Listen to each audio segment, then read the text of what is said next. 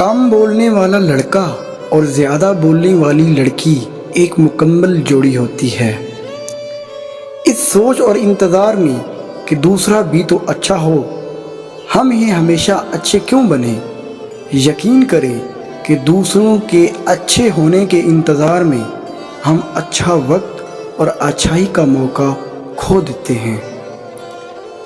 اگر آپ نے کسی کے کردار کا اندازہ لگانا ہو تو یہ دیکھیں کہ وہ ہنستا کس بات پر ہے۔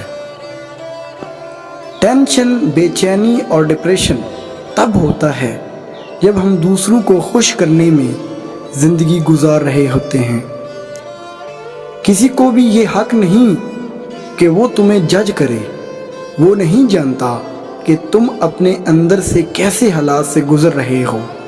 اس نے تمہاری متعلق کہانیاں سنی ہیں مگر کبھی وہ محسوس نہیں کیا جو تم اپنے اندر کرتے ہو۔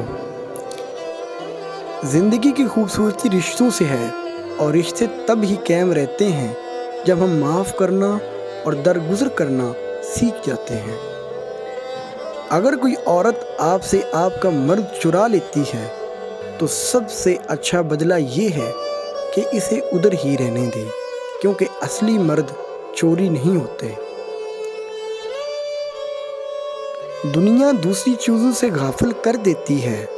دنیا دار جب ایک چیز حاصل کر لیتا ہے تو اسے دوسری چیزوں کا حرص لاحق ہو جاتی ہے۔